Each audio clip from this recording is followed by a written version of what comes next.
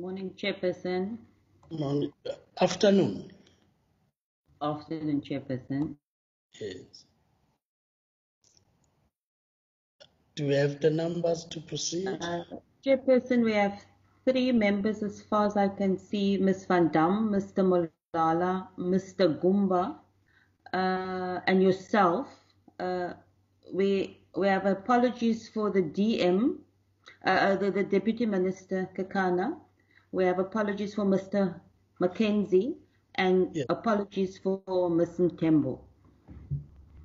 Okay. Any indications? Ms. has just joined, and we can proceed, Chair. Okay.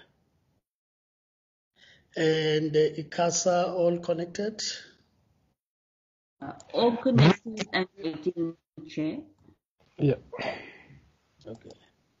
May I just check once again from the department whether there's anybody to introduce?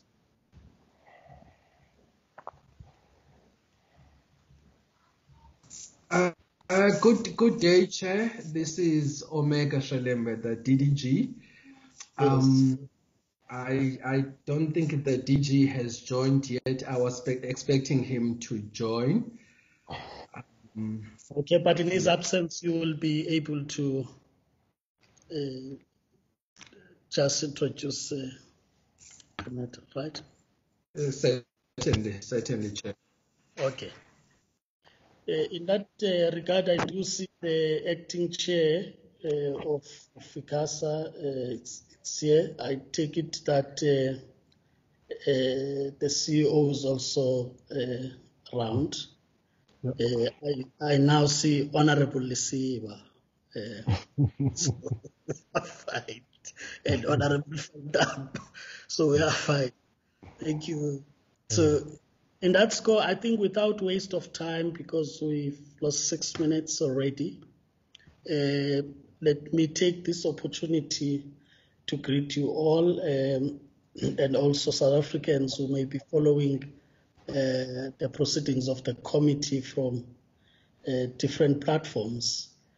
This afternoon, as we are convening this portfolio committee, we only have one item, which would be a presentation on the briefing by ICASA on their APP.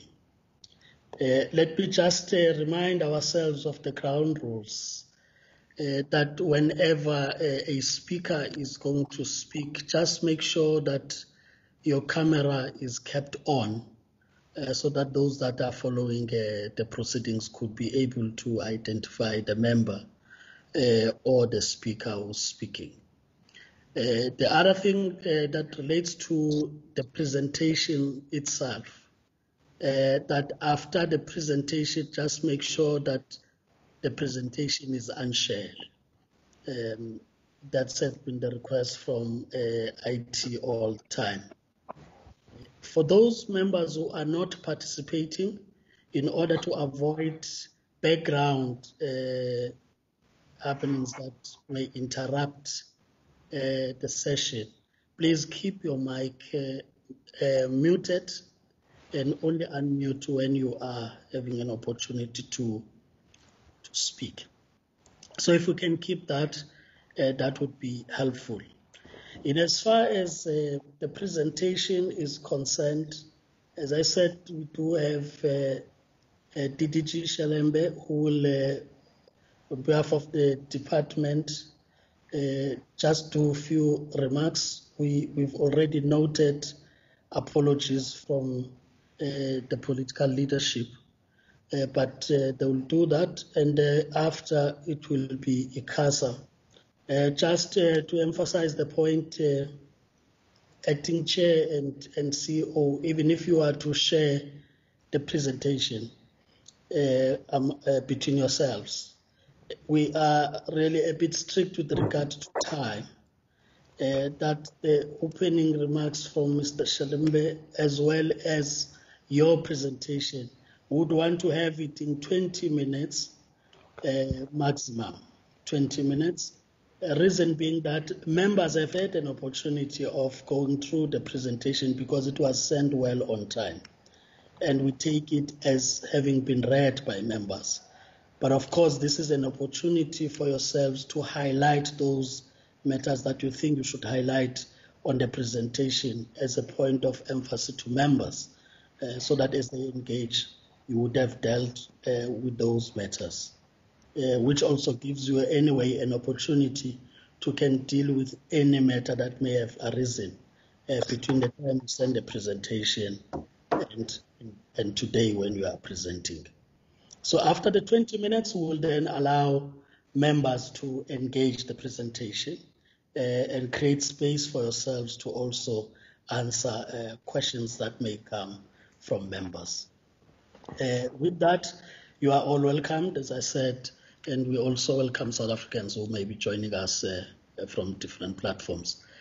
I take it that Mr. Shelembe, you should be by now with your and get to the presentation.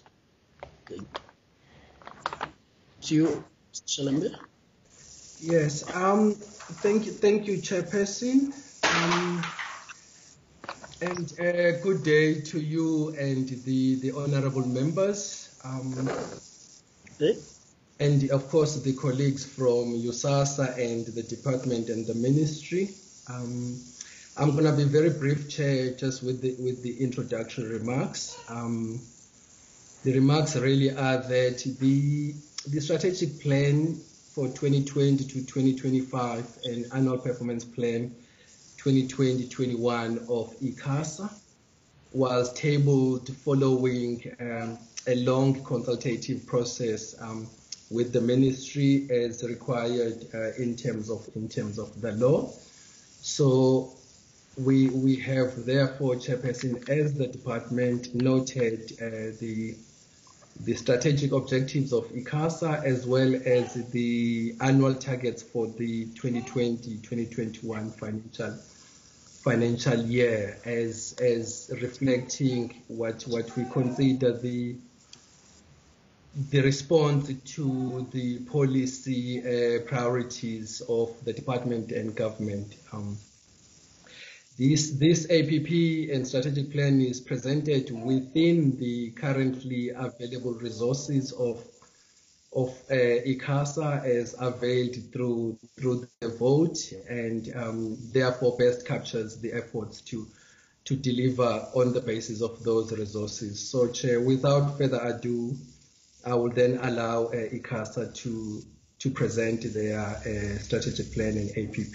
Thank you very much.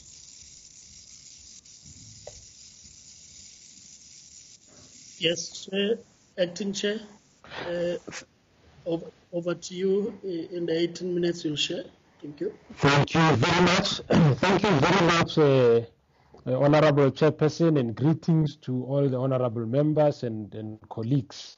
Indeed, we will try to save time as much as possible, Chairperson, with a full understanding that the presentation must just be taken as read. We are here to present ICASA's strategic plan 2020 to 2025, as well as the annual performance plan for the current year in question. Now, just as we start with slide 3, the strategic plan, or an overview, it talks to the question of our mandate. Of course, our mandate is constitutionally derived. We will then look into issues around the policy mandate and the notable court rulings which we had to grapple with. Then we will just quickly fly through the strategic focus, which then is vision and mission, values, and a situational analysis of where we find ourselves, as well as issues around measuring our outcomes and the approach, the impact and outcomes overview, as well as the risks that we find ourselves with. Then, of course, at the tail end, we will go through the financials quickly. Thanks. Slide 4. So our mandate is derived from the Constitution of the Republic, pursuant to Section 192, and we exist to regulate the the electronic communication sector, postal and broadcasting in the public interest. Yeah, we can move. And then there are policy guidelines which we get from government through the Minister of Communications and Digital Technologies, and this would relate to your the NDP of 2030, the policy on high demand spectrum. There was the South Africa Connect, the broadband digital migration policy of 2008. The National Treasury Economic Policy Paper, as well as the National Integrated ICT White Paper of 2016. Now, just to cut to the chase, with regard to alignment with the NDP of 2030, I think our focus is around milestone 4, which talks about economic infrastructures, human resources and suitable regulatory frameworks. And then as ICASA, we ensure that we license for ICT infrastructure deployment, and we, as a result, also develop appropriate regulatory frameworks for the sector. We ensure at all times that there is effective competition in how we discharge our regulatory mandate, as well as a prescription for a framework around facilities leasing and infrastructure sharing.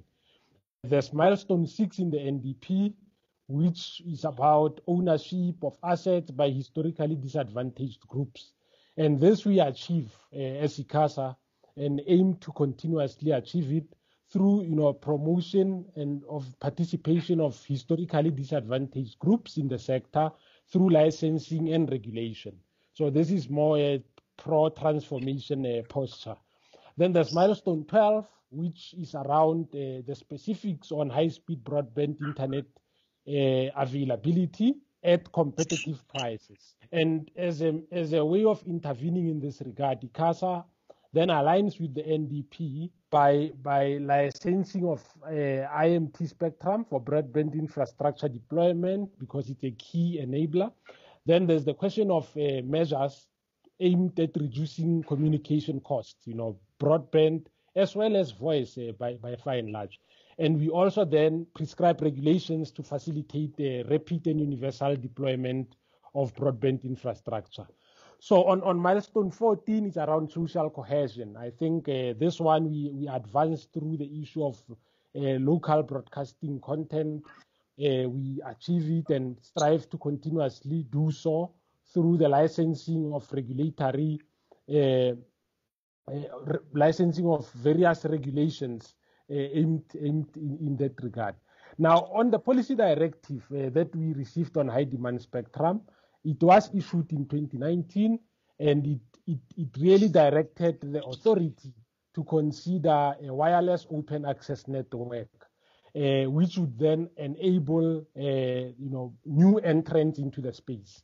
We are busy with this process, as the honorable members would know, and we hope that the process of the wireless open access network should be concluded in 2021. And just procedurally, in terms of the Electronic Communications Act, Section 3.4, ICASA then receives policies, then we consider policies, we engage extensively, and then we form a regulatory position. Can move to the next one. Slide 9, please. Thank you. So with regards to SA Connect policy, we are committed to it, and we also then achieve it through issues of frequency spectrum deployment, as well as the actual licensing, which we are busy with at the moment, with the hope that by December at least we'll be able to auction a high demand spectrum to industry. Next slide. And then with regards to the various broadcasting policies, we do align with issues around frequency plans, with the hope that, of course, digital migration will be completed soon to free off the much needed spectrum in the 700 and 800 bands.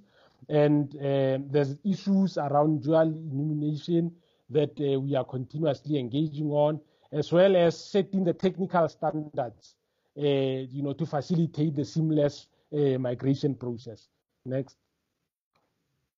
Now, on court rulings, we've dealt with a number of significant court matters over the past few years. I'll just fly over them. One appeared to really be dealing with, the question around the independence of ICASA. It was in 2016 when ICASA had attempted to license high-demand spectrum. There was a court interdict by the former Minister of Telecommunications and Postal Services. The matter was finally settled out of court, and that's what then enabled us to embark on the process that we are currently busy with.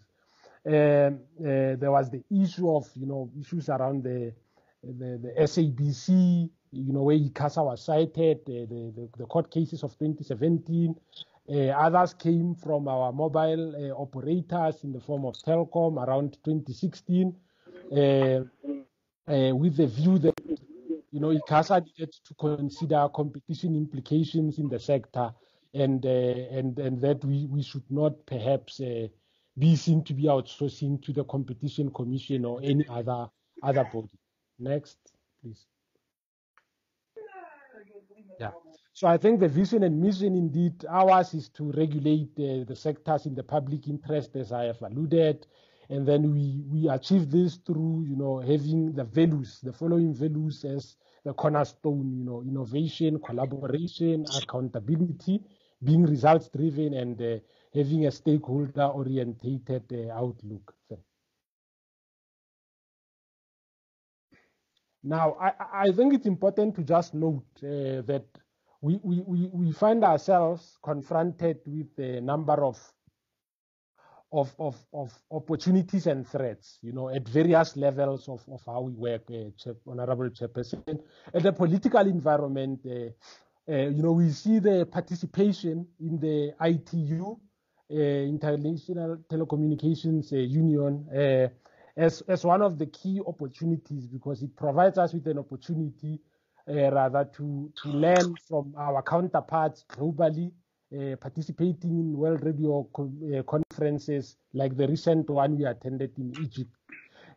And then there's also another opportunity, which is around, if we are to really look within an external environment context, to try and look for a sustainable hybrid funding model, because we are very much cost constrained. There is another opportunity, which is around, I'm sorry, Chairperson, I think we need a member to mute. I'm sorry, Chairperson. Honorable member that you are joining, please mute your mic. It would appear that Honorable Palm. Please mute your mic so that it doesn't disrupt. You can proceed, Chair. Thank you very much, Honorable Chairperson. So I think just as I fly through, those are the opportunities within the external environment located in the political arena. But of course, that comes with threats. Threats are, industries forever changing, fast pace of technological trends, and we may need to really, keep up with those changes. We need an enabling funding model to really deliver on our mandate. It's a threat. We need an expedited implementation plan for the licensing of spectrum, as well as to continuously forge better ways of collaboration with departments and so forth. There is the issue, in the external environment as well, around strategic regulatory interventions to promote economic growth. This is under the economic cluster, consolidation in the ICT sector. There's the issue in the social cluster around digital migration, which is really an opportunity, and we really hope it will happen this time around, as well as releasing of high demand spectrum. Of course, that will come with the inherent threats, in the economic space, low levels of GDP. I think we can all imagine where we might find ourselves given the pandemic that confronts us and so forth. Now, I think if we are to look into the technological side, 5G deployment, South Africa was amongst the first, in Africa to trial 5G services. It was a big opportunity. 4IR advancement, as we know, we even have 4IR commissions headed by the president and so forth. There's an enabling innovative technologies to promote broadband deployment. This is also an opportunity that we are looking at. It will come, of course, with threats. Policy dependencies on 5G. There's issues around regulatory framework lacks the necessary agility to keep with those technological changes. I think under the legal framework, there can be an opportunity around the broad powers of the regulator, coming, of course, with a threat which talks to multiple policy and legislative review processes, create some sense of uncertainty at times. Now, in the environmental side, at last, there will then be an issue of an opportunity of a regulatory framework for rapid deployment of broadband infrastructure. It comes with its threat around lack of coordination or approvals for infrastructure deployment. Next, please. And then I think we've dealt, I've been dealing with those various threats and weaknesses, but this is just more of a global overview on slide 16 of where we find ourselves. Lack of funding, as I said, as a weakness, structural misalignment of reporting lines, and internally, because we have an executive council, we need to make sure we don't have a highly hierarchical structure internally. But there are strengths. I think the fact that we are an executive board, we are full-time, and we've developed a delegation of authority framework. So these are just but part of the issues here. Next. So I think in terms of staff, we do have strengths, very experienced staff members, which unfortunately, as part of a threat, we lose them to industry from time to time. It's like ICASA is now tending to being a training ground for industry because they find our employees very attractive with their regulatory experience. Now, another opportunity is to really look into this issue of fixed-term contracts for executives, with a view around upward mobility for internal senior staff and so forth. And then to extend our graduate development program as well. Next. I think we can. So in a nutshell, I think, Chairperson, these are about the opening slides, and I would like to hand over to the CEO to just take us through the bulk of the remainder. Thank you. CEO in the 4 minutes. Thank you, Chair, and good day, Honourable Chairperson. Good day to the honourable members. The next slides, Chair, really talk to the APP. I think on this slide, Chair, we're just outlining what the impact statement of the organisation is going to be for the next 5 years, as well as the key outcomes that we would like to achieve in the next 5 years. Just to quickly run through those outcomes, we would like to see an increase in access to quality broadband services. We would like to see social cohesion enhanced, and this really talks to our mandate in respect of the regulation of the broadcasting sector. Consumer protection remains a key aspect of our mandate, and promotion of competition, and finally, maintaining our organizational service delivery, at least higher than 90%. In terms of the risks, Chair, I think the one critical thing that stands out is obviously the risk posed to business continuity by COVID-19. And I think from an organizational perspective, as we walk through the slides, we are also mindful of some of the initiatives and the plans that we have had to now put in place to ensure that the organization continues to function. The other risk, I think, have already been spoken to, litigation as well as funding, so I will not go into that. In terms of the APP itself, under each program, I think I'll just flag some of the key aspects under each program as I fly through it. From a corporate services perspective, Chair, as of the end of the last financial year, we established the 9th the 9th provincial office. So ICASA now has a presence across all 9 provinces, and we intend to maintain that. And obviously now with COVID-19, we have to make sure that all the measures that we implement to make our premises ready and compliant are implemented across all the premises. On the next slide, Chair, the next program is finance, and I think the committee will appreciate that we have had a somewhat of a stagnant internal control environment, and our target is really to move to a space where we can have a clean audit in the next financial year and sustain that for the remainder of the medium-term period. From an HR perspective, we aim to do our best to maintain the vacancy rate within an acceptable level, which would mean that we would then need to make sure that we retain our staff and we implement the right kind of strategies for the employee environment. From an internal audit perspective, Chair, one of our critical focus areas for this period is going to make sure that we improve our internal control environment. And the level of assurance that internal audit will be required to provide will be specifically targeted at the areas that have been identified as being high-risk areas in the coming year and for the remainder of the medium-term period. The next slide, Chair, talks to the legal risk and CCC program. And here, Chair, given the inherent risks of our administrative function, one of the key focus areas is going to be to ensure that the legal division plays a critical role in guiding council and the relevant council committees in the exercise and execution of their regulatory duties. The other critical aspect, which is more inward-looking, is around risk management. And given the pandemic that we now face, it is the legal risk and CCC unit that's really spearheading our risk-adjusted strategy to make sure that the organization adjusts and copes with the challenges that are posed. The next program, Chair, is the licensing program. And here, Chair, perhaps I can just highlight the 3 key outputs.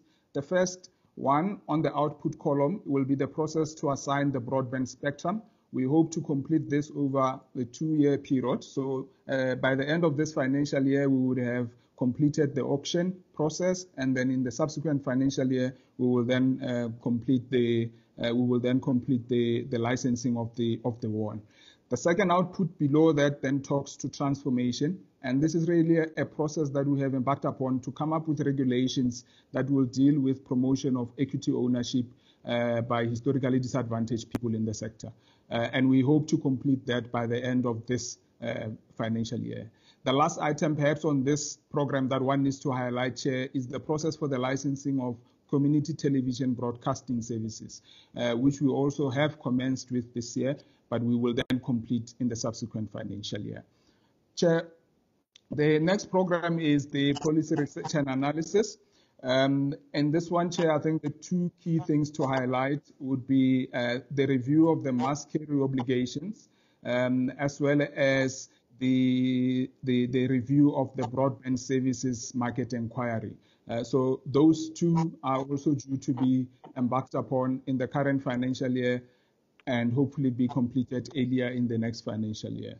I'll quickly run through the last 3 programs, Chair. The engineering and technology program, the key highlight here is the project to update the National Radio Frequency Plan.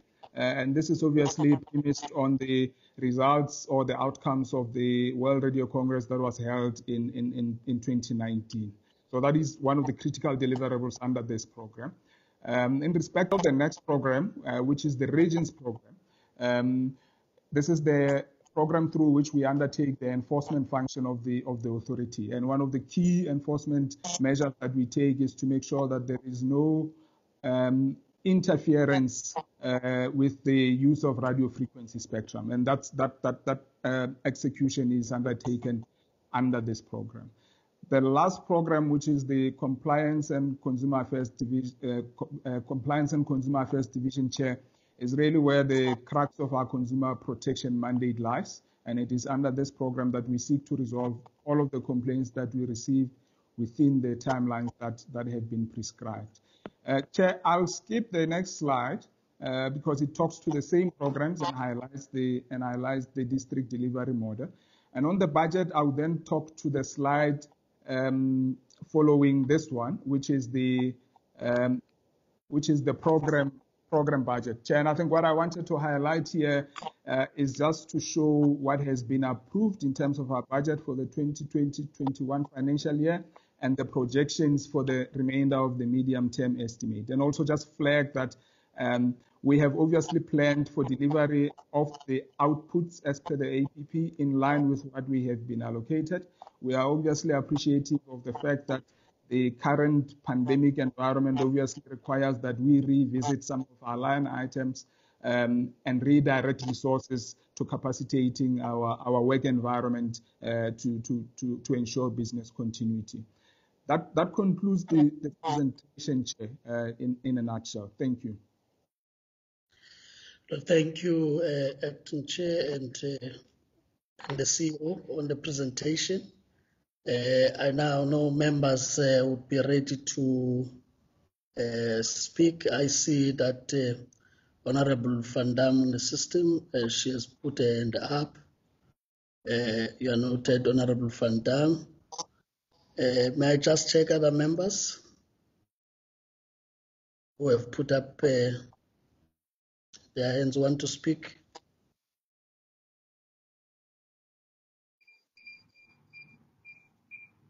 Faku, Chair.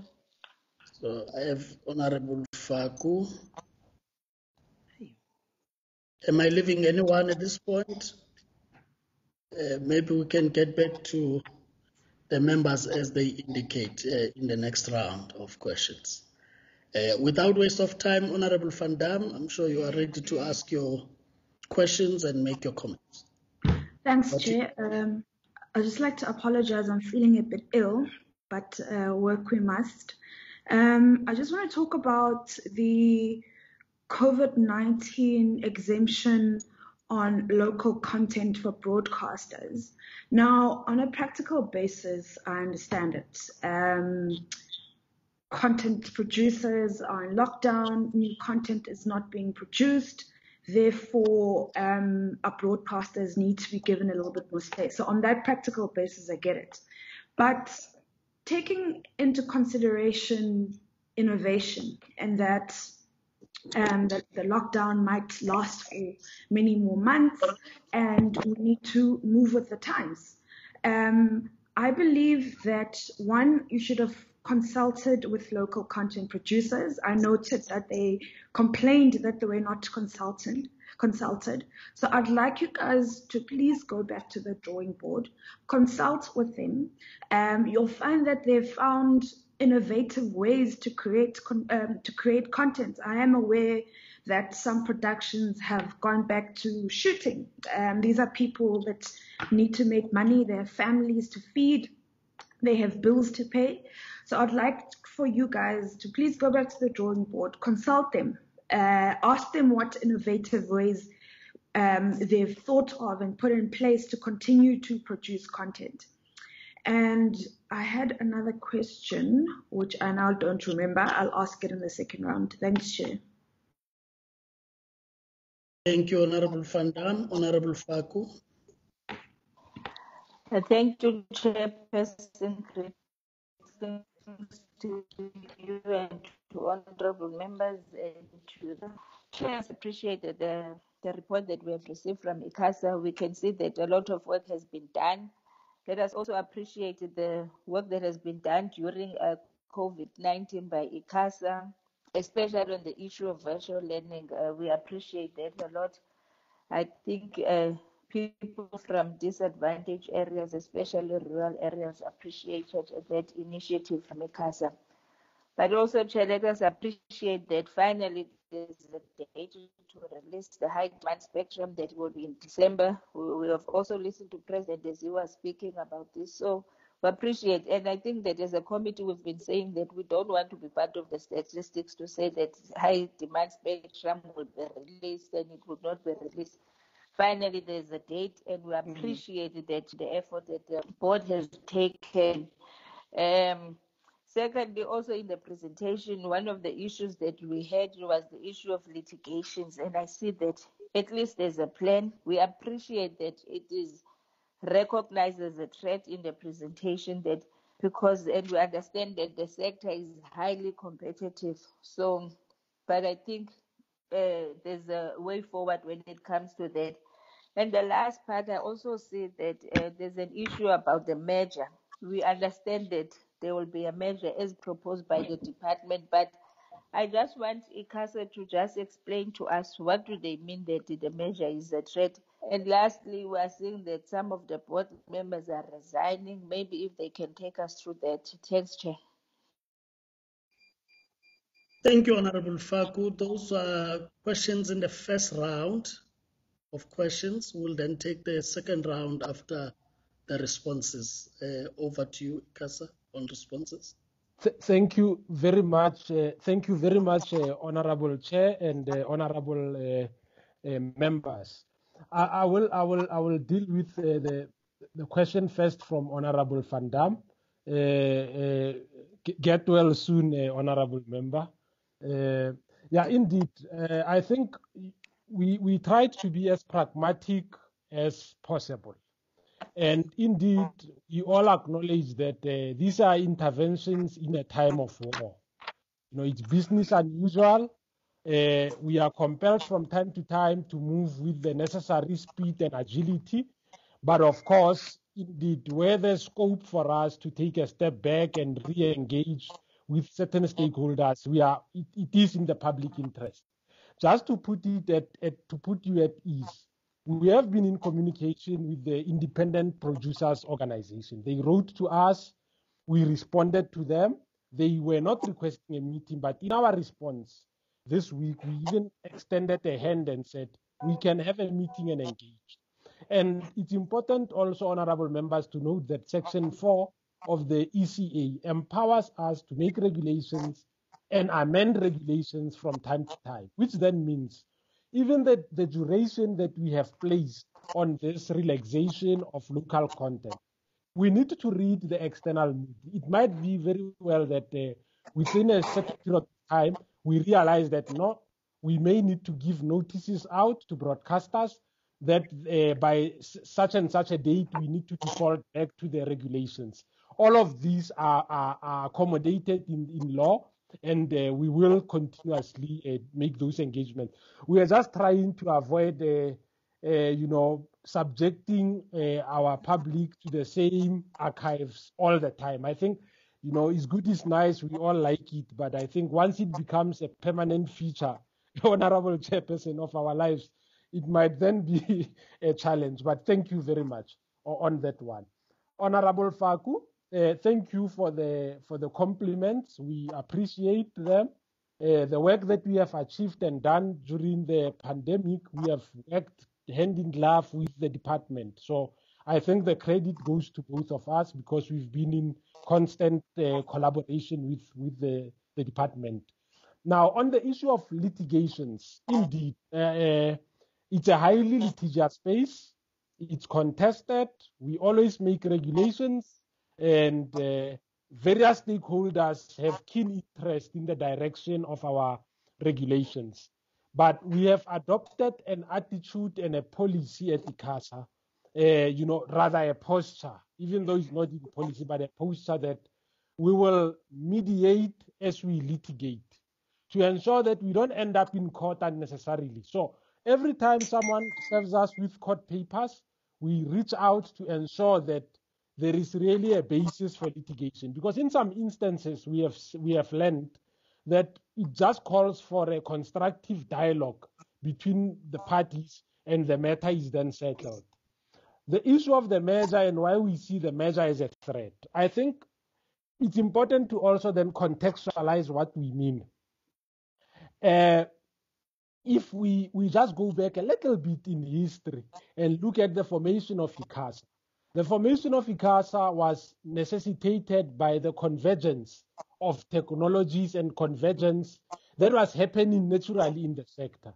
Then we used to have SATRA, as it was called, IBA separately, and the postal regulator. They gave birth to ICASA as we know it. Now, with ICASA being formed, it gave birth to the Electronic Communications Act, which really deals with the question of convergence. Now, in 2020, as the debate is ongoing around around whether we are merging with others or delinking, we are just saying at an organizational level, this needs to be handled properly so that it does not result in uncertainty. So it is not very much the merits of the measure or demerger that we are questioning, but it is the accompanying narrative around this measure that let's just be careful that it does not result in low staff morale, staff uncertainty at ICASA, where people resign, some of the staff members, when you probe, you realize that it's this uncertainty. They don't know what will come in the future. If we are to merge with other organizations, is the measure the first prize, or should we consider, memorandums of incorporation, memorandums of understanding? How can we best work together? But we are not necessarily allergic to the measure per se. We are just saying the way it's handled, we would need to manage the communication thereof in a more refined way. You mentioned the resignation in council. So just to explain, we only have one resignation now in council. There is one councillor who has resigned, and she cited family reasons, and that's where we left it. But in as far as it relates to other vacancies, those are not born out of resignations, but rather out of expiry of terms. And of course, the same portfolio committee is really working around the clock to expedite those reappointments, which is of course highly appreciated. So I think, Honorable Chairperson, I've tried to deal with the first two sets of questions. Over to you. Thanks. No, indeed, you've dealt with that part. I'm not sure, Honorable Van Dam, if I'm making a mistake, that then you'd have remembered your question. I see you raising a hand again. May I take other members who may have not spoken in the first round of questions? I have Honorable Kubeka.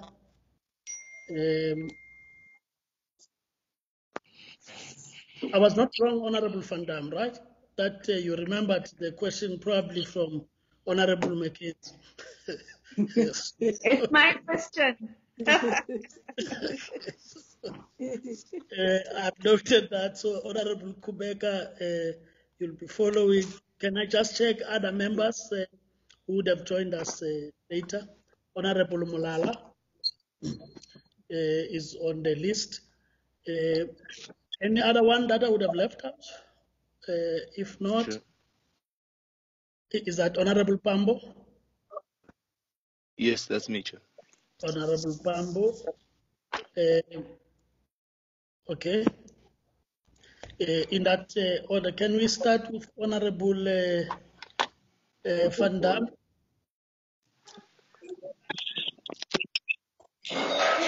What to you? Thanks, Chair. Thank you, Chairperson of ICASA. I'm very happy to hear that you are starting the process of consultation. It's a new world that we're dealing with. COVID is constantly changing, and we need to be nimble and be able to change with it. Government in particular needs to be able to change regulations as times change. So I'm very glad to hear that you're consulting with them. And I'm very, very sure that these are people who think creatively, and they found ways to work around being in lockdown. As an example, I know that the fashion industry, they're doing their shoots virtually. So let us not only facilitate the process of them being able to air their content, but also think creatively about how we can assist them. I think these are very tough economic times, and as the sector that we're in charge of managing, please make sure that you also provide them with the knowledge. I mean, you have experts, so please work hand in hand with them. And then something else I'd like you to look at. A lot of actors, for example, have been complaining for years and years and years about not being paid royalties. I know it's not specifically your mandate, but could form part of sort of a complaint that is you would need to investigate. So can I ask that you look at the legislation that governs you and try find a way to assist with the payment of royalties? I think we've been asking the SABC for years, and each time we find that actors are owed royalties of millions and millions and millions. So please look into that for us. Thank you, Chair. Thank you, Honorable Van Dam. Honorable Kubega.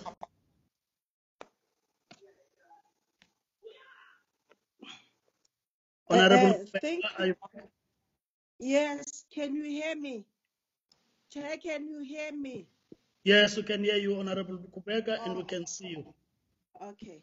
Thanks very much, Chair. Let me appreciate the presentation of ICASA from the Chair and his team, and also the department. And also let me appreciate, because I can hear that the ICASA is working hand in hand with the department, as Mefaku was trying to upload on their site, and they are also convinced to say they are indeed working hand in hand with the department. I'm just having some few questions here, Chair, also. I'm happy to hear that on the issue of an audit side of Auditor General, they are positive now to say they are focusing on the issue of having a clean audit, which means they will try to correct here and there as they were having the unqualified report. But now I'm having a question to say, how far are they with the issue of information memorandum? Did they think that since they have trying to take an information memorandum to the community in order that they must present their views, is it coming with the positive results, or they think that there are some difficulties somewhere, somehow it is not come with positive results? The other one, on the issue of the budget, are they convinced enough to say the budget will be enough right now? Because there was that an outcry of saying it seems as if they are having some challenges on the side of the budget. So I would like just to understand that is it enough at the moment, because now they were planning for the issue of the budget for this a new financial year. The other one, I would like to understand, since well, the education side is now gonna working with the issue of the spectrum. The spectrum, is it going to be enough? Whilst on the side of the Department of Education, these are the learners and the students who are supposed to use the issue of the spectrum. Is it enough, or there are some technicalities somewhere that maybe they can encounter, whilst the whole country actually is going to use the issue of the spectrum? Thank you, Chair. Thank you, Honorable Kubeka. May I take Honorable Pambo? Thank you very much, Chair.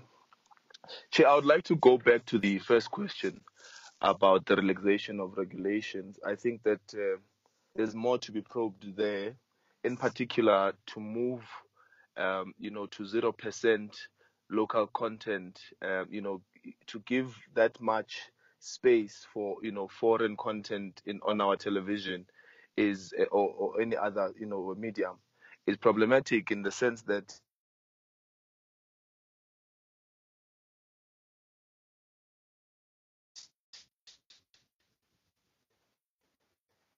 We've lost we've lost you, Honorable Pambo. Can you hear me, Chair? You are back now. Just make sure that your mic remains on, and as well as your camera is on. For those that I've gone off camera because the system is advising me that I go off so that my network is better. It is for that reason. So Chair, I'm on the issue of ICASA relaxing regulations, in particular for local content. I think it's problematic. I mean, firstly, you can see that not much thought was given to it because, firstly, the chair admits that it's only now that there's an exchange between the local content producers and ICASA. It clearly indicates that there was no consultation, and I don't think that that's good leadership. That there ought to have been beforehand, a conversation with local producers. In that vein, a different approach, a different outcome would have come out. We wouldn't have this challenge because it would have been a shared decision, ICASA and the local content producers. But also, Chair, even if ICASA has, is empowered by the law to do as it has done now, it doesn't mean that it should outrightly just go for that option as opposed to consulting with the local content producers. But also, it doesn't make sense to move to 0% local content on our mediums. It absolutely says you don't give a damn about our local content. I think we are the department, or rather the ICASA, ought to now not only talk to the local content producers, but also look into the percentages that they've now put on. It doesn't make sense. They have to explain to us, at least can you explain to us, how did they arrive at 0%? Surely there is 30, 40% that is still there, that still can be broadcasted. But also with the reality of the relaxation of the lockdown regulations, there is also the reality that the local producers are now able to produce content, and they are busy trying to produce content. If you say for 3 months that regulation is relaxed, you're essentially saying that our local content is going to have to contest, space again for the next 3 months with, foreign content. In the next 3 months or in the next 2 weeks, what if these local content producers have got stuff, ready? They've got content ready now to put, to broadcast. But because the regulation, is relaxed and affords the broadcasters, the ability to get more from outside than locally, it will essentially kill them for at least the next coming 3 months. They've got, foreign, content producers have got more leeway than before. So I think that it sounds a bit, in fact, it is illogical that, ICASA could arrive at such a decision. And I think that more clarity must be given. Thanks, Chair. Thank you, Honorable Pambo. Honorable Mlala. Yeah, thanks, Honorable Chair and honorable members. I think my colleagues have already applauded ICASA. Let me not be one of those who repeat the applause. However, I have a few questions. The first one is there seems to be a contradiction in terms of what ICASA has presented. They are saying they are working well with the department. That's the report that we applaud. However, in their report of the APP, there's somewhere where they said there's an undue political influence which threatens their independence. Now, I want the acting chair to clarify that. That's the first one. The second one is I did not hear ICASA saying anything about the suspension of the CFO. Maybe if they can also share that information with us. Why is the CFO suspended? And then the last question is on the deployment of 5G infrastructure in the country. And I'm quite surprised that in South Africa, Parliament has got no interest in discussing this 5G deployment. Maybe because they are afraid to be part of the fake news, I don't know. But in other countries, this matter is being presented to Parliament. In Australia, for instance, this matter was extensively discussed. In the UK, I'm surprised here in South Africa, 5G is just the hallelujah. Now, I want the acting chair, if he has information, to clarify this issue, because there are some scientists who are arguing that 5G has got health risks. Now, if the information we have that South Africa, some service providers have already deployed 5G infrastructure in some areas, somewhere in Gauteng. I don't know if it's true, but he'll clarify that because he's the one who's regulating that process. So we need to have a discussion on that. Maybe he can take us through what his knowledge is about 5G. We know it's high speed, it's effective, it allows everyone to communicate more efficiently. That we know, but we also need to know if that has some health risk because this is going to be used by our people. Thanks, Chair. Thank you, Honorable Mlala. We'll now allow ICASA to respond to the questions raised. And of course, if we still have time, we'll take probably the third and last round of questions before we can summarize. Over to you, Chair. Thank you very much, Honorable Chair. I think I will start with the question. Well, it was just a follow-up input, rather, by Honorable Van Dam. I think on the issue of hectares and royalties and so forth, as you've rightfully said, it's not really within our mandate. However, if there is anything brought to our attention in this regard, we will make sure that where we don't have the necessary jurisdiction, we refer to the relevant bodies, as well as just flagging it with our broadcasting licensees. So indeed, this is something we are not necessarily just throwing our hands on. Where we can, intervene, moral suasion, put in a word, encourage the relevant bodies to do the right thing, we will certainly do so. Just with the risk, of course, so we don't appear to be dealing with something we don't have the legislative mandate for. But we do take your point.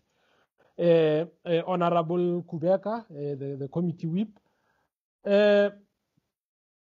Under your questions, I will deal with all your questions. And the last question on the audit comment on how we will move to a clean audit and so forth.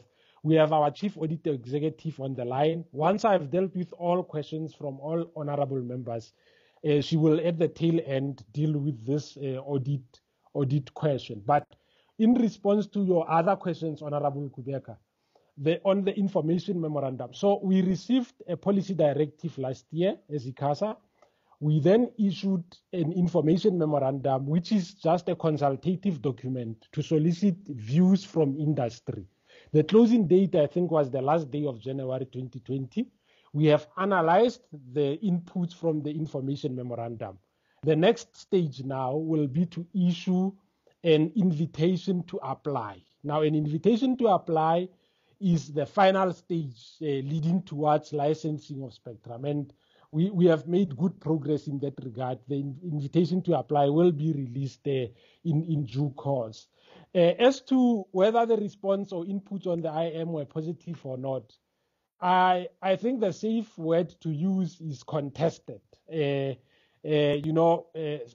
question of spectrum means different things to different operators, really, because even their current spectrum assets vary. So you would find that there are those who are advocating more for spectrum release in the sub 1 gig. Others are pushing for spectrum in the upper bands. But I think it was about 48 submissions, which was overwhelmingly good. Very, very thorough, detailed submissions, and we have analyzed those. But the process is indeed moving ahead. Is the spectrum for education enough? Look, the moment the president announced restrictions, just even before we entered lockdowns and so forth, as ICASA, we started a debate and a move towards releasing emergency spectrum, which we have done right now, with a full understanding that there would be a serious burden on telecommunications services. So in order to enable working from home, schooling from home, and so forth, we then released this additional spectrum. Operators had to illustrate spectrum congestion as part of the applications, which they have done, and we then tried to allocate spectrum in that regard. So we believe that whether it's enough or not, perhaps the jury is out, but with this injection that we have given them, surely they should be able to improve the quality of service and the user experience for South Africans. I think that one is definitely not in question. So we should be seeing, a more enhanced and improved user experience. Is the budget enough? With money, we always wish and pray for more. We could do with more, Honorable Kubeka. We could really do with more because our mandate keeps on expanding. And when you look, 4 or 5 years ago, our budget effectively in real terms keeps on shrinking. So we will do with more. I think that's why we are now talking issues of the alternative funding models and so forth, where, Honorable Chairperson, we say ICASA collects a lot of revenue through license fees. Can we then have some, engagement with Treasury and all interested relevant stakeholders so that ICASA can keep a portion of those fees to enable our regulatory mandate? But we will work with what we have. It results in, freezing of certain vacancies. So it's very constraining, but we really hope for more in future. There was a question by Honorable Pambo, an input on local content. I think, Honorable Pambo, I will actually like to use your line of reasoning to answer you. And I will use your line of reasoning to answer you in this sense. So one, there is an acknowledgement from your part, Honorable Member, that ICASA is empowered by law to approach regulation amendments the way we did. So that one, we all agree. Now, to show that ICASA and to illustrate that we are not, stubbornly, perhaps just exercising our powers without due care.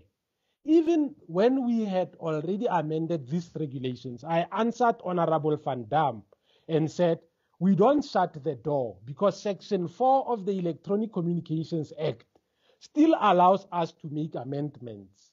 Now, I even said we need to read the external environment. What does lockdown level stage 3 mean if it's not countrywide? What if the metros remain under lockdown and only certain areas are eased off? Can we meaningfully say production companies are ready to resume with their work in a way that, because remember, there is the one side of us wanting to see local content, but there is another of commercial agreements between our licensees and those production houses. And we are not part of those commercial agreements. Now, if people start shooting scenes wearing masks in Uzalo, and we see our favorite actors on the Queen and everywhere wearing masks, that kind of content might not be attractive, and it might very well fall short of the commercial agreements that are in place. As I'm responding, Honorable Chairperson, we meet here at a time where a journalist, a cameraman from ENCA, has passed on about 2-3 days ago. It just illustrates that even in the same mode of operation that casts would work, cameramen would work, journalists are working, there is extra precaution that needs to be taken. So just to summarize, the door for engagement is always open. The fact that we said the regulations will last 3 months beyond the declared state of disaster does not necessarily mean it's cast in stone. I mean, if we wake up tomorrow and there is serious headway and progress in combating this pandemic and things go back to normal sooner than we thought, also based on the engagement, I even said the IPO, the Association of Producers, wrote to us raising their complaints. As an open door regulator, we then said, over and above our responses to you, the door is open. We are willing to engage with you. So there is a reason why, Honorable Pambo, the authority is empowered to amend regulations without consultation. And I believe that some part of that reason is exactly where we are right now, where certain things require to be acted upon urgently. Now, in closing, why did we do this? And I hear you mentioning 0% and so forth. Effectively, as ICASA, we have said, one, we don't believe that we are regulating unpatriotic broadcasters. At least we don't have evidence pointing in that direction. Number two, we are saying we cannot sustain, as a regulator, we cannot sustain regulations which are unenforceable. So in a time of COVID, in a time where we are all in lockdown, we have regulations that compel local content. Yet production houses have not been able to submit work. So it means effectively we are sitting with unenforceable regulations. If ICASA did not do anything, these honorable, the honorable members rather, would be well within their rights to say, ICASA, how do you sustain unimplementable? So what does it mean, Honorable Pambo? Does it then mean we don't amend regulations, and then it means we need to take these licensees to the Complaints and Compliance Committee, our tribunal, and prosecute them? But would that make sense? And I respectfully think not. So in summary, the door is open, the door remains open. We are empowered to make and amend regulations at any time. And based on the discussions that we will continuously have with content providers, with our licensees directly, which is the broadcasters, we will continuously, as I've answered Honorable Van Dam, look into this matter and where necessary, where possible, and where practical, make amends. I think the last part is Honorable Molala. Honorable Molala, you said because we have been given compliments, you wouldn't like to repeat. But I think they say intem nandi apendwa. Maybe you should, Honorable Molala, because when we commit mistakes, you won't say you are not expressing your discontentment. Yeah, not just on a light note. Thank you for those compliments. I think clarity on the political interference, Honorable Chairperson. Our space is contested. I'll keep on using this word because maybe I must go and look for a synonym of contested so that I use them interchangeably. Our space is contested. In us making regulations, in us licensing spectrum, in us, in us amending local content regulations, just as the debate has ensued now. It's exactly what happens. It's a lobbying intense environment.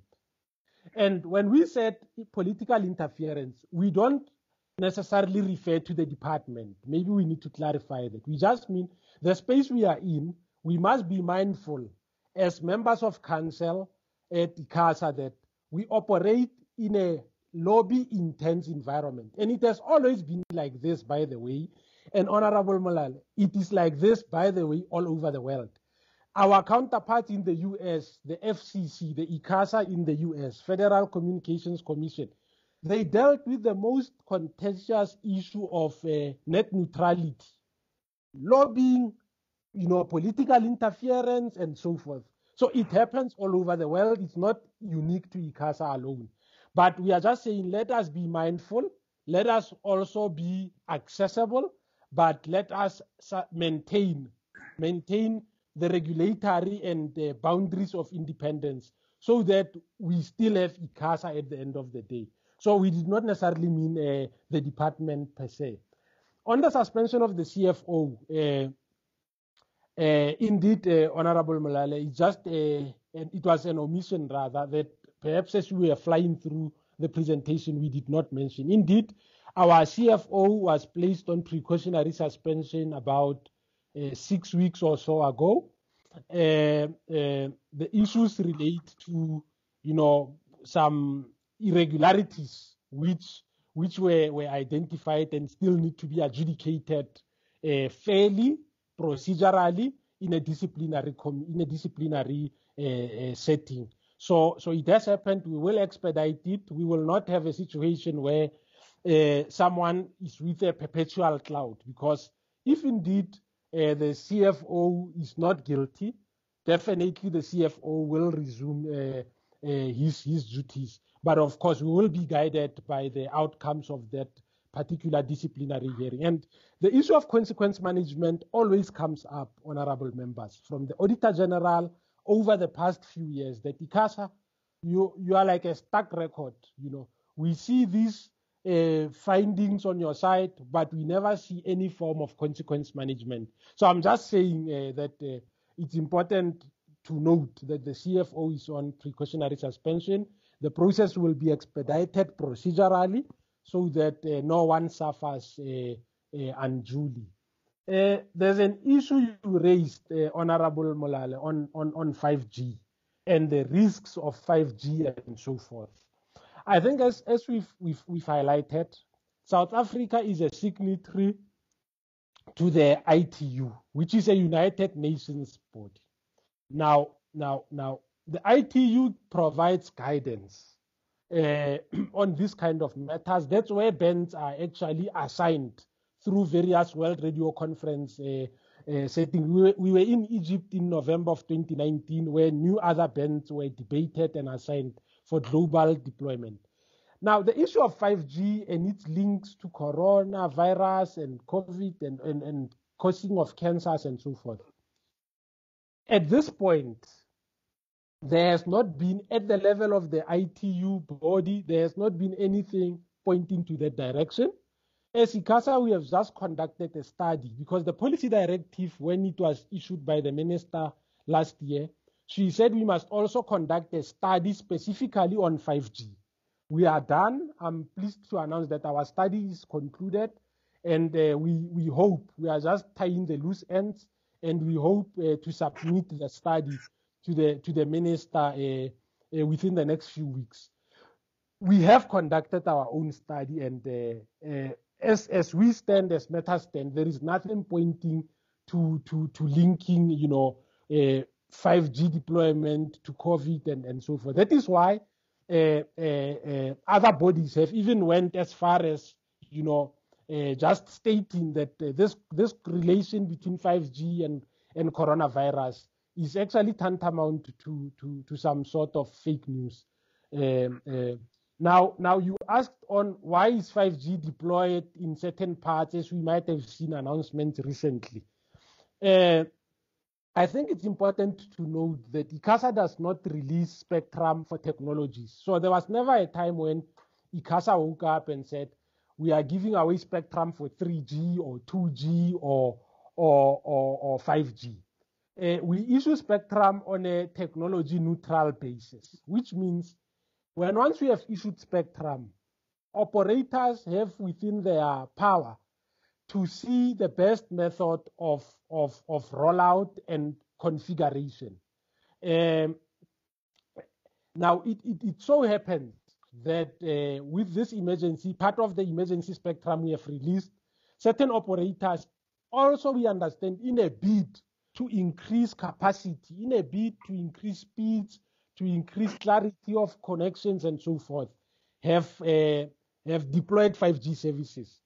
Honorable Molale, take comfort in the fact that the temporary spectrum has a very clearly defined end date. If by the 30th of November 2020, we are still in a national state of disaster, we are going to take the spectrum back because we need it for purposes of auction in December.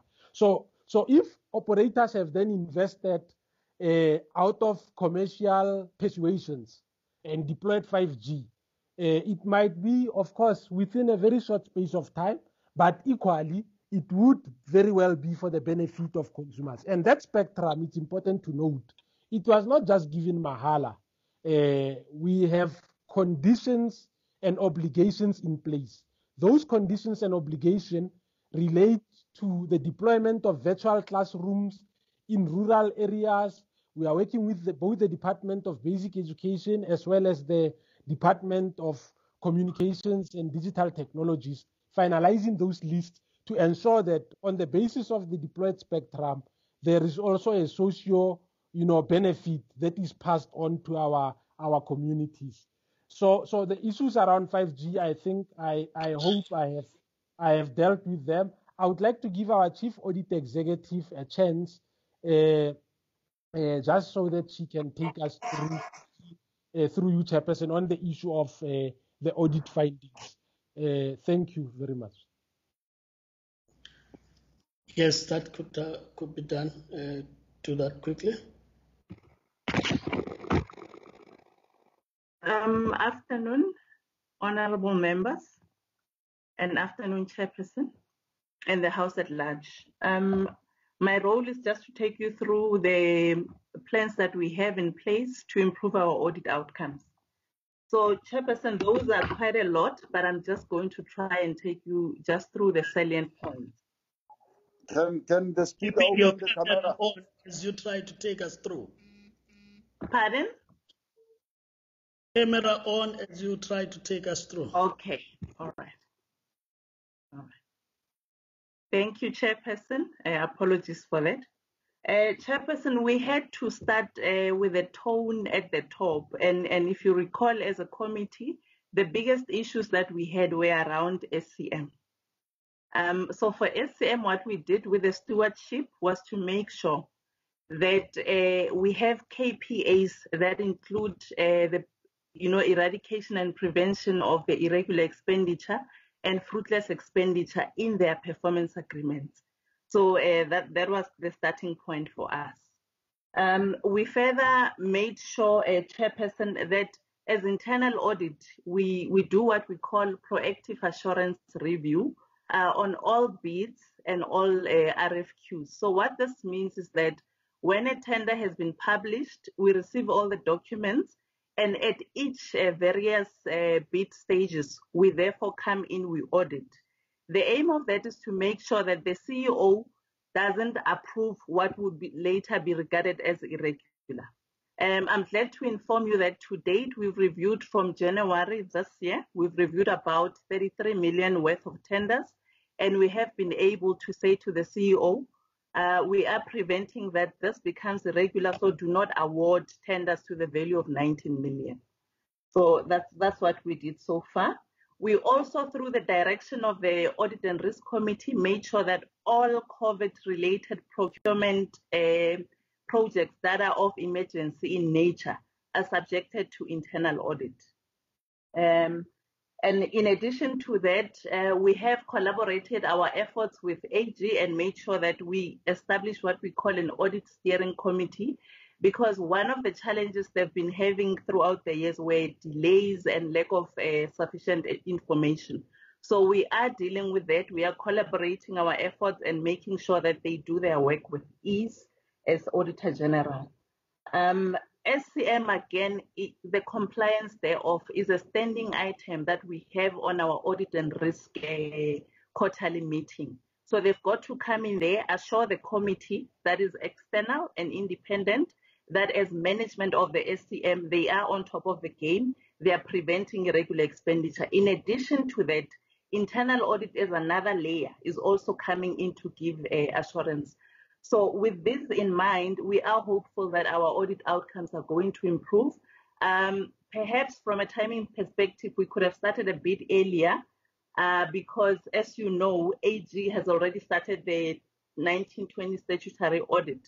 But we are saying that if this is done correctly and as planned, obviously, without doubt, 2021 should be a better year for us.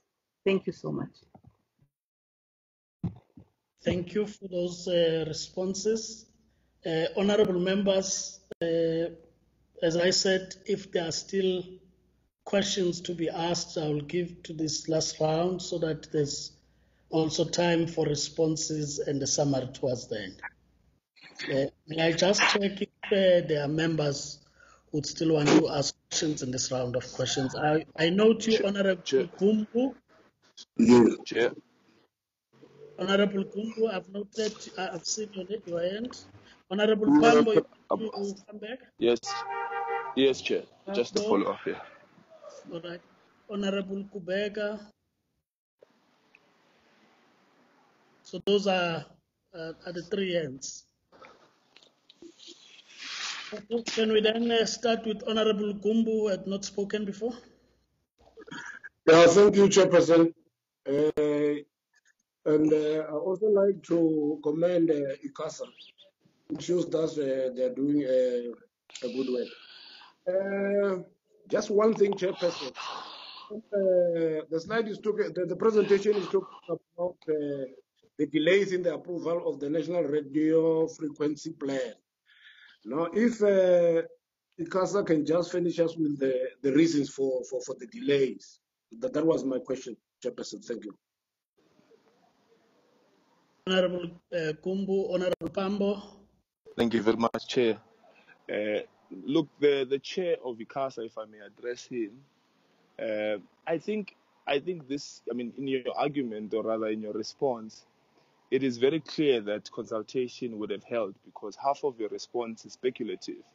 You go on by saying that you do not think that the broadcasters, are unpatriotic, or rather the producers the broadcasters are unpatriotic. You go on to say you do not think, the main words that you use is you do not think, you don't expect these broadcasters to, go all the way to 0%. But if you had consulted, I think this is the main point of what we're raising, that even though you are empowered to do so, you would then legislate in a way that is informed by these local content producers, who would have told you that, look, Chief, if you say 0% is, local content is fine. We actually think we can come up to 40%, for example. Then you are able to speak from an informed position, as opposed to the speculative speak that you use half the time. And the logic is very clear. If you consult beforehand, it's not that difficult. You just said now you had an exchange of emails and letters between yourselves and the local content producers.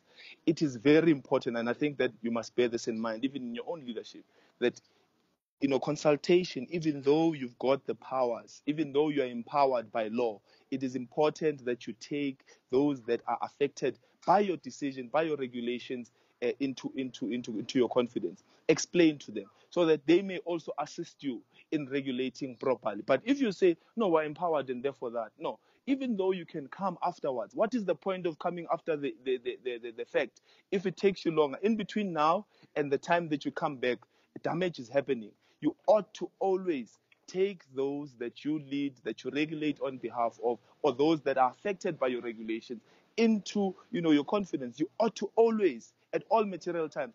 I mean, I don't understand how you can, speak from a point of legislation when we all agree that that is the case. But what we ask of you is that you must always call them, say this is what we intend on doing for these reasons. You don't have content, and because of COVID-19 lockdown regulations, we understand that you won't be able to produce content, and therefore we think we're going to take it up to this percentage. They will be able to say, no, we actually think that you can take it up to so much. Then you are able to then speak with confidence, not the speculative speak of saying we do not think that the broadcasters would go as far as 0%. But if they do, what happens?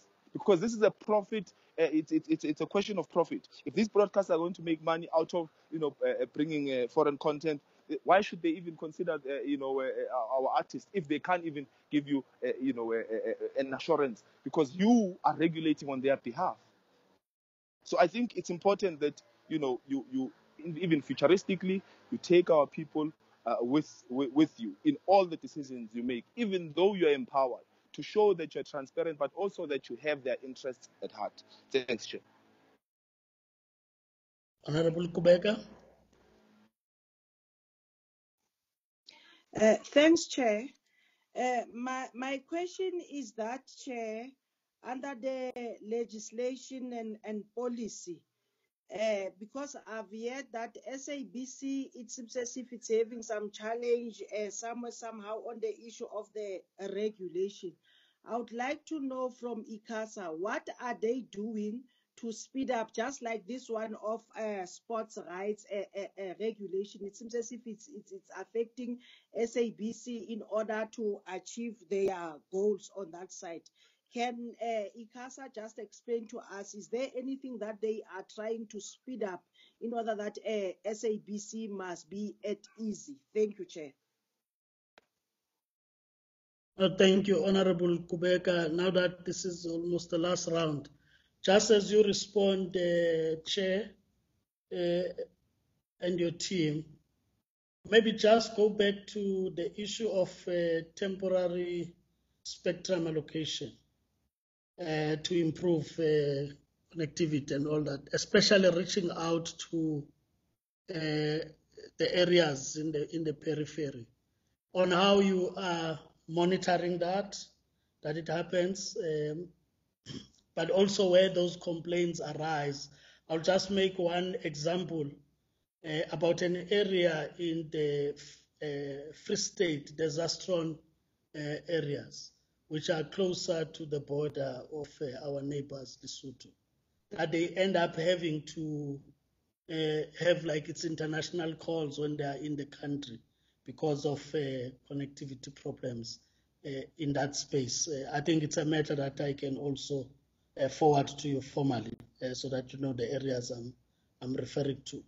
There may be other areas, as I say. I'm sure you'd have seen, even with the meetings we have, that there are connectivity problems in some spaces, whilst you've had the spectrum given to try and ease that problem. So I'm just saying, as you respond, maybe also speak to that. But just another way of looking at assurance about the next process of auctioning. Just to take the point raised by Honorable Mlala before about people deploying infrastructure as it relates to 5G using the period of the temporary spectrum, as to whether, I'm saying in two ways, maybe deal with perception that they may have had an added advantage once you get to that process, but to the detriment on the other side is that the withdrawal therefore can also mean that deploying the infrastructure prematurely and therefore have, you said it's a contested space, if you get what I'm saying. So I'm just saying, as you respond, also please speak to those matters. Thank you. Chair. Thank you. Honorable members, just make sure that your mics are muted so that the background doesn't disrupt the meeting. Because I'm trying to check who is the member. If ICT can help us to mute it all. Thank you for muting your mic. Over to you, Chair. Thank you very much, Honorable Chairperson. I will just deal with the tail end of your question, and then the CEO will respond to all other questions that have been raised in the last round. So I think on the issue of auction and the fact that now there will be an increased user experience, then we take the spectrum back, what would it mean? I think it's important to note that the very same spectrum that we have, released on an urgent basis is the same spectrum that we will be auctioning to industry in December. So it means if company A is sitting with spectrum and they really see great value in it, you see, Honorable Chair, that it's like we have enticed them. So it means when they come to an auction, they will come with big pockets that are good, of course, for the national coffers. So all I'm saying is that the closing date of the 30th of November and an auction happening sometime in December, I think it won't take much longer for services or service provision to continue. I mean, if it happens that we gave a certain company, maybe MTN, I'm just making an example, we gave them some spectrum on 2.6, and when we go to auction, they feel like they don't really need 2.6, they need something else. Whoever buys that 2.6 will be able or should be able to deploy services quickly, because the beauty with the information memorandum that the Whip Kubeka spoke about is that it gave an idea, it gives a clearer picture to industry on the bands that we are looking at. So already operators know that ICASA will be looking at certain bands, and because we want that spectrum, we can ready ourselves in the meantime and get the necessary equipment. So we are very mindful of that, and we will do it in such a way that it does not really disadvantage the end users in the main. So on other issues of spillage in border lying areas, I think the CEO can respond to that, because there's a lot of work we are doing at CRASA level for cross-border coordination. I think CEO will deal with that and all other inputs that were raised. Honorable Kubeka also touched on the issue of sports broadcasting rights and so forth. Thank you. CEO. Thank you. Thank you, Honorable Chairperson. If I can perhaps start with the question by Honorable Gumbu on the delays with the approval of the National Radio Frequency Plan. Chair, we flagged this risk based purely on what we have learned in the past. After WRC 2015, we were only able to finalize the updated radio frequency plan towards the end of 2017. It took us very long because of the detailed and consultative nature that the process has to follow. So we consult all of the stakeholders, and it is not just the ICT sector that uses the spectrum. The National Frequency Plan allocates spectrum to all manner of services, including security services, including all services that may not necessarily also be licensed by ICASA. So the nature of the consultation is extensive. Following that consultation, it then has to be subject to approval by the minister. So by virtue of the lengthy nature of the process, we always we've decided to flag this as a risk. The question then becomes, what is it that we are doing, having learned what we learned out of the 2015 process, now to make sure that we mitigate the risks? I think one of the key things that we have decided to do differently this time around was to make sure that the technical officials from the department are included in our processes at the very beginning, so that as ICASA runs in its consultative process with all different stakeholders, the department is on board. By the time it gets to the department for the minister's approval, the issues are not new to them. They have engaged with the issues throughout the process. So the risk was flagged in that context. Chair, on the question by or the input by Honorable Pambo on the local content. I think the only additional thing, Chair, that one would like to highlight is that the amendments that we made were effectively triggered as a result of communications and representations we received from the broadcasters. So the point is taken. It would have helped indeed that we perhaps got the other side of the story, and as the Chair already indicated, we are already in the process of that engagement. Chair, the question about the impact on the SABC of the various regulations that we work with and some of the issues that SABC has flagged. I think, Chair, the key ones are really under Program 3 of what we had presented, which I suppose would include the mass carry obligations. It also includes sports rights, as Honorable Kubeka has raised. It also includes the issue of the regulation of the election slots, because it's also another issue that impacts the public broadcaster gravely. So I think the process we are following, being a consultative nature, includes the SABC. They are invited to make representations and comments, and the process moves as expeditiously as possible, obviously within the confines of the need to follow a detailed consultative process. But we are attending to these matters, and we continuously engage with SABC in the context of those processes. The temporary assignment of spectrum and the monitoring of service.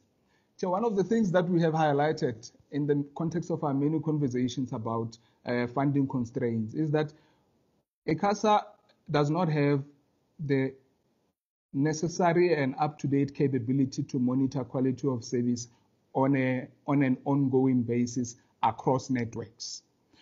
As such, what we do normally in the interim, given our limited resources, we conduct what we call quality of service monitoring assessments, which would typically entail a vehicle going out into a particular municipality with officials getting their technical gadgets, monitoring the performance of the network in a given area at a particular time.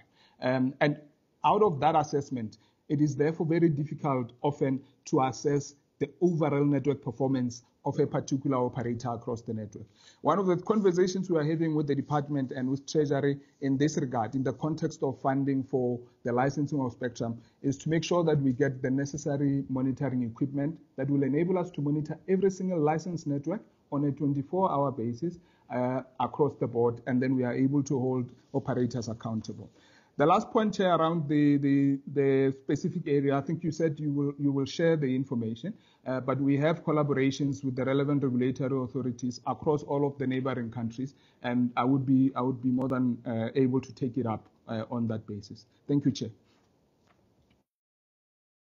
No, thank you, Chair, and the CEO on your responses. I take it that honourable members, we have had an opportunity to ask questions, and we would have received the necessary responses, and mostly noting that it's work in progress on other things, but others are more the work we need to do oversight on in ensuring that there is implementation.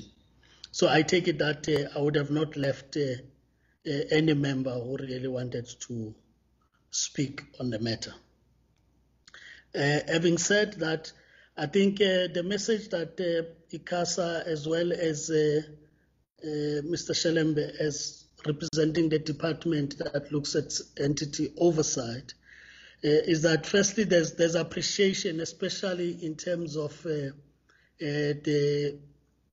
COVID-19 adaptation to the situation and making relevant interventions.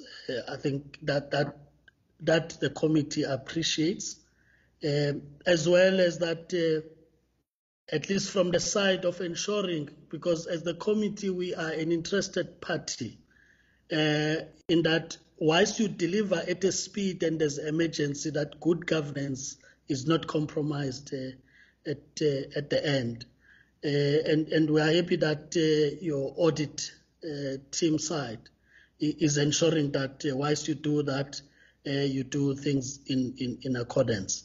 I think one issue that came up more often in the discussions is that whilst the need to regulate is there, but consultations will keep on being one aspect of ensuring that those regulations do make sense and that they benefit the industry who are also regulating. I think constructively that's what it means, and I'm sure it also says that there are lessons to be drawn from the actions that have already been taken, and we can improve going into the future. So I think that there's clarity on that, and of course these areas where there are complaints, I think we can raise those directly with yourselves and be able to give us written responses on how those matters are dealt with. But what is quite clear is that as the fiscals are shrinking, you need to think also about other ways of getting resources to ensure that your programs do go forward. Otherwise, thanks for really making time to come before the committee and engage with the committee. So we'll continue to engage yourselves even on the other items that may not be related just to your presentation of the APP now. Honourable members, having said that, let me just remind yourselves, because we finished well on time, that we are a committee that has been busy for the whole week. And I'm sure that you have some break tomorrow, as well as Monday you'll have some break. But on Tuesday, we still need to engage the department on its APP, and the matters that we have raised with the entities will expect a report from the department in that regard. Then for those that are in the subcommittee, on the appointment process of the MDDA, the slot we have is on a Thursday. So at least Honorable Kubeka, Honorable Mulala, there will be a time to recover, from the marathon we have been in. But it was worth it. It was worth it because I think, honorable members, what is important is that when we do oversight like we have been doing, it is not just for the sake of compliance, but we do it because we represent the people of the country. And we must make sure that we represent them well, irrespective of the political parties we may be coming from. But at the heart, it is the representation of the people of the country. So with that having been said, thanks once again, and I'm sure you'll continue to enjoy your weekend. This meeting stays adjourned until we meet. Thank you very much, Chair. Thank you, bye. Bye-bye, Makosonge. Hey, Lisiba. Have a nice weekend. Chair.